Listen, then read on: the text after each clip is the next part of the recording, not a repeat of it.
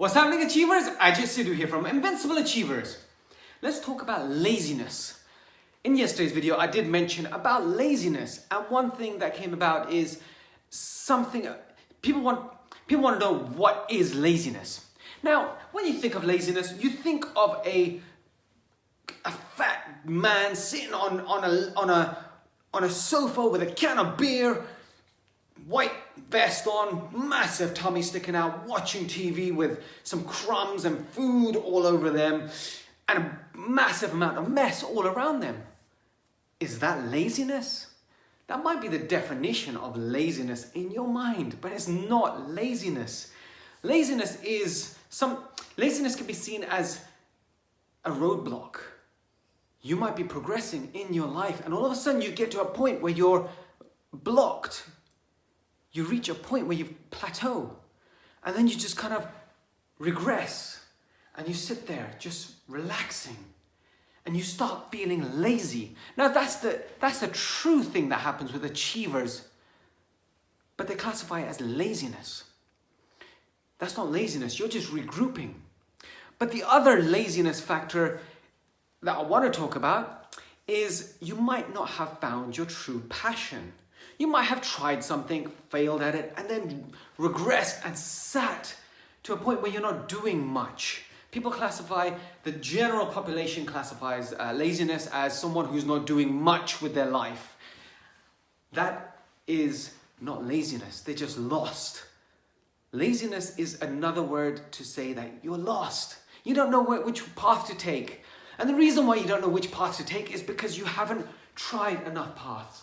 You need to test the waters out. Sometimes it could take a couple of months or even a year. Testing to see what you like. And when all of a sudden you find something that you like, that becomes a passion. And once it becomes a passion of yours, then you can start growing it. Now that's something that we need to think about, because how are passions grown? If it was a seed, if it was a plant, you put it in soil. You water it, you take care of it. It grows into a plant. Once it's a plant, it grows into a tree. You're taking care of it. Same thing when it comes to your passion. What you enjoy, what makes you happy. You need to take care of that. What do I mean by taking care of that? What that means is proximity. Proximity is power. I say this statement so many times, I heard it so many times, so many people say proximity is power, but what does it actually mean? This is the key to getting rid of laziness, proximity. If you're hanging around lazy people, you will naturally become lazy because you're not experimenting, you're not testing, you're not seeing what else is great. But if you are around achievers, invincible achievers, then you will grow naturally just because you're in proximity with everyone. If you're watching and learning what other people are doing, you're in proximity to them. Now, proximity is power. Proximity is, let's talk about, as an example, hobby. Now, when I was younger, I used to eat so much sugars, so much high fats. I never used to do that much activity. I did get slightly rounded. And when I used to go to school, children used to call me fatty. Hey, fatty. Luckily, I had a growth spurt and I was bigger than them. But a mixture of being overweight and not being able to speak was a prime example of someone that was going to get bullied. That was the driving factor, the force that got me into exercising, got me into gym. And anyone that knows my story from going to the exercising gyms, I found my instructor and my great friend Lee, who kicked me in the stomach. That's a different story. And I start walking down a path of getting my voice back. However, with the exercise aspect, I started having a passion for it. And once I start gaining a passion for exercise, I surrounded myself with passionate people that had achieved what I wanted to achieve, that were exercising, that were talking about exercising, that I started reading books about the methods, the different methods of chiseling your physique, let's say, losing the fat, gaining the muscles, getting the six-pack, all that, studying, watching, learning. That was proximity. So proximity is power because you're reaffirming to yourself, reaffirming. And I used to have affirmations written down in my journal and on my wall to say what I wanted. That's proximity. But not only that, when I started walking down this path, my entire family started walking down this path with me. They joined gyms. They started exercising. Everyone became passionate about it. And that created more proximity. And now, to this day, everyone is still doing the workouts in my family. My mum and dad, they wake up early. They go to the gym. They exercise. Because exercise is the fuel, the core to us. And that's the reason why I'm here. But not only that, let's talk about my son. When my son was small, he used to love Hot Wheels. We used to go to, this was in my office. When I was in the property field, I built a nursery behind my office, and my son used to be there. And for lunchtimes, I used to take him to the local Poundland because this was on the high street. I used to take him to the Poundland. In Poundland, they used to have Hot Wheels. And me and him used to collect his Hot Wheels. We used to go buy these Hot Wheels for £1. I used to buy 2, so we used to play with them. And on a weekly basis, we started doing this. And then it almost became daily. Doing this daily, playing with it, it became almost like a habit. And because we were doing this, he started to enjoy Hot Wheels. He started learning every single name. Every single teaching aspect involved cars, Hot Wheels. It had to be Hot Wheels because of what we were doing together. Then one day, my son started going nursery. And when he started going to the nursery, he wasn't with me all the time. So we continued playing at home. But then our focus changed on different games. The proximity wasn't there. He wasn't around the Hot Wheels, the whole scenario that he was doing. But my father used to come home and go ching, ching, ching, ching with his pocket to call my son over. And my son used to love running over. And they used to have this whole banter about the coins. My father used to find these coins with the different graphics on them, the 50p's with different pictures on them. My son started collecting those. Every single day, my son would run up to him, and they built a bond, a relationship. They used to go through, they used to go make a file. They made a file together. He also bought one of those coin sorters. He used to play with it. Proximity, meaning he was doing it often with people that liked it. Then he started going to school. Once he started going to school, he didn't have that much time to spend with my father. And my father working, he wasn't able to come home on a regular basis, like on the normal time slot. My son had to go and have a shower and get ready for bed. So that whole ching, ching, ching didn't happen. Now he's in proximity with his friends and he loves Pokemon cards. And now it was all about collecting Pokemon cards. For Christmas, he wanted Pokemon cards. To this day, he wants Pokemon cards. Well, not to this day, actually. And that's where he's coming to. Today he said, "Oh, Dad, shall I give my cards away?" And I said, "Why? You love these cards." And he said, "No, I think I'm done with them." I said, Whoa. You've been off school for 3 weeks. 3 weeks. You haven't spoken about Pokemon cards for 3 weeks. You've been collecting them, you've been looking at them, but not really trading, talking about their powers, what they are. And that has created the lack of proximity. And now he's backing away from it. He's backing away. Prime example. I said, just wait. When you go to school, everyone's going to have the new cards. You're going to be like, "Oh, well, Daddy, I want some more. Buy some more." And I'm going to say, "Son, you've got to work for it. You've got to achieve it. You've got to do this." That's what proximity does. Now you've got to think of your life. What were you passionate about once, which you're not passionate about anymore, but still might be passionate, but don't do anymore? Is it art? Were you an artist once? Were you around artists all the time? Were you at school doing art? Your family artists? And then you moved to a different stage of your life. And you still might have that passion, but don't do it as often. It could be anything. Martial arts is one big thing. People exercise or do martial arts and then life gets in the way, then they don't do it. They get out of proximity, then they try coming back and it's so difficult because there's no momentum. Now that's the other thing, proximity. Once you're in proximity, once you're around doing the things, the momentum is the final thing the thing that you want to keep going, keep going, keep going. Because without momentum, it's so tough to restart again. And you see this with singers and actors. Singers and actors do this. They work so hard for 20 years. And then finally, they make it. And everyone says, look at that, overnight success. But they don't know what grind people have been putting through, how hard they've worked. And finally, they've achieved it. The success is amazing. Either the person says, yes, I've done it, or the person gets overwhelmed and says, geez, I need a break. And what happens? They take a break. The momentum dies. Once the momentum dies, they're not in proximity with the people, the actors, the fans, the directors, the agent. They've taken a break. And when they try coming back, they have to build that momentum again to get back into the circle of people that are passionate about it. And it's very tough.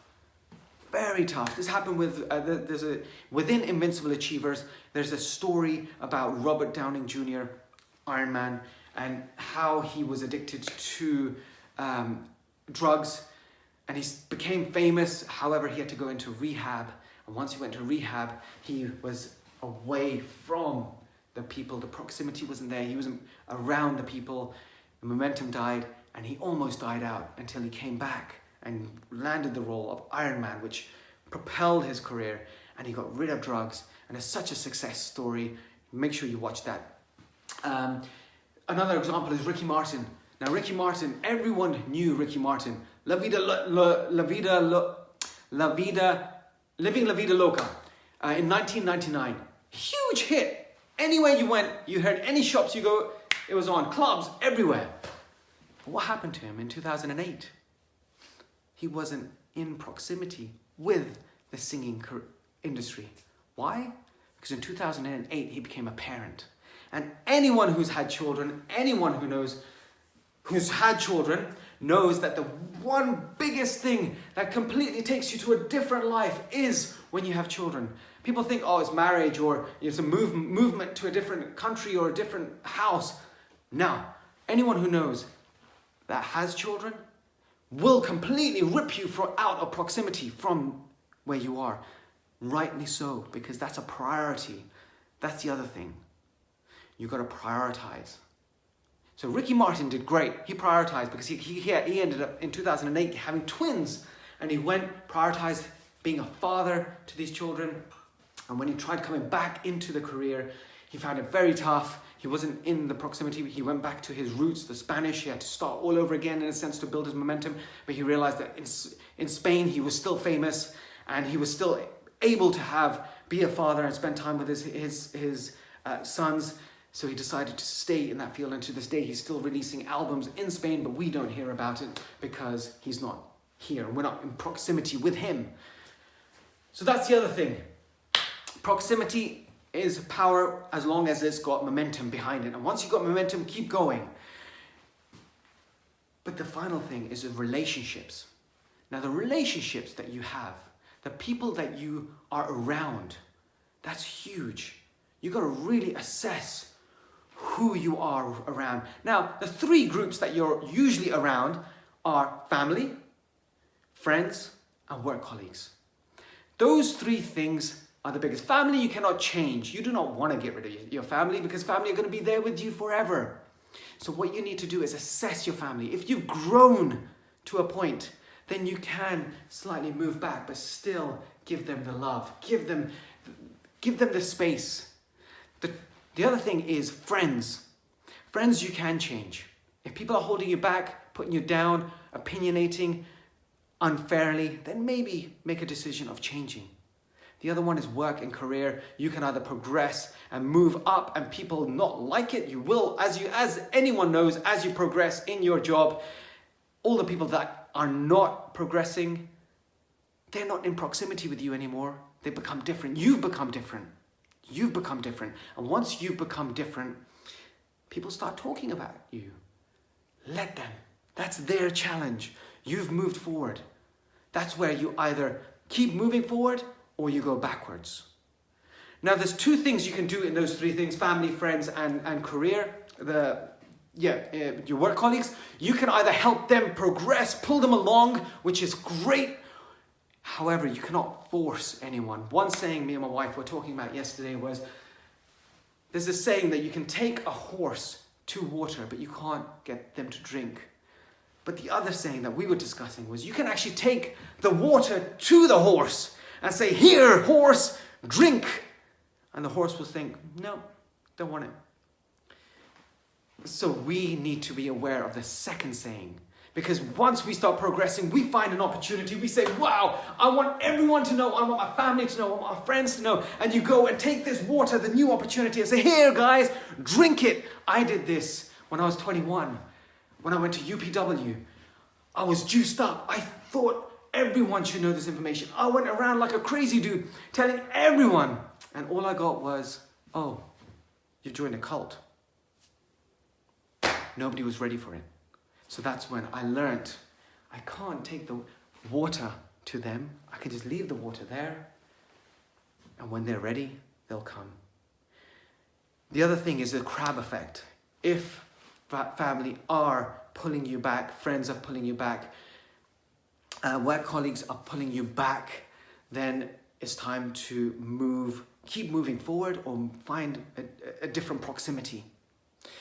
The crab effect. Anyone who knows the crab effect, when fishermen go out to catch crabs, what they do is they have a shallow bucket about this high, and they just chuck the crabs in.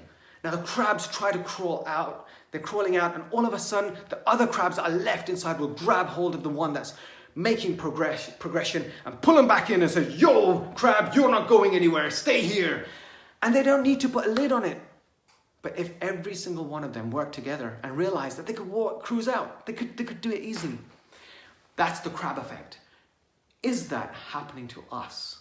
We need to be aware, and awareness is the key. And the final point to this whole thing is your relationship with your partner. Now, if you made a decision of having a relationship with your partner, then you got to commit to it. In those situations, you can either, again, help them progress, but you don't really want to leave them right this moment. You shouldn't be leaving them anyway because you've committed to it. If you've made a commitment, then you made a commitment. But before you get to the end point, what you should do is a few things to create proximity. Now, they might not be in the same progression in your mind, but what you can do is spend time with them. Go out for a meal together. Discover a hobby together. Read books together. Watch a movie together. People think, oh, watching a movie together is useless. Why do couples, when they're starting off on the relationship, why do they go to the movies together? They sit there watching the same film together, building rapport together, and then afterwards they talk about it together.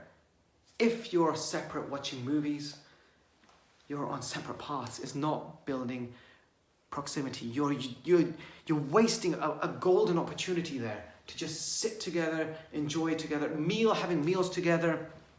A family that plays together stays together. So it's not all about the mindset of the growth, because when you're spending time with the person, you're actually working on the first part, helping them progress. Now, if in the unfortunate circumstances that they do not change and they are holding you back and they start going down a different path, then that's a separate topic altogether. And that's where you need to find someone who's qualified for that, and I hope that never happens to me. But just continuing with that, just remember, guys, proximity is power. Laziness does not exist in our world. Laziness, there's two things about laziness. One thing about laziness is the fact that you either have reached a plateau and you're having a break and people are thinking, oh, well, you're lazy, or you feel like you're lazy. The second thing is you haven't found your passion. And the way you find your passion is you do the things, you experiment, you do things, you say yes to things, and then you throw away things that you don't really like. But once you found that passion, create the proximity. Once you're around the people, reading about the topic, talking about the topic, growing, geeking out, then you've built momentum. Once you've built the momentum, don't let go of the momentum and keep moving forward on that. And just be aware of what is dragging you down, pulling you back. And then the final thing is priorities. because I always go back to this because I am a true believer of this. When you do have a family, if you do decide to have a child, then children are the only thing that takes you from one path and slams you into another path. But there is always good in that. And that should not ever, ever been taken like a stab in the heart. Just because God's delays aren't God's denials. That slam on the other part could be a path that will lead to reaching your goal faster, making you stronger, putting you on a new path. You don't know what's ahead of you. That's the only thing that I would say about the parenting thing when I mentioned about Ricky Martin, because he did right. He did right. Guys, I regress so much in this. Keep adding value to people's lives. Keep spreading the love. Keep in proximity with your passions and build momentum. And just remember, we're one idea away from changing the future. Thanks a lot. Bye.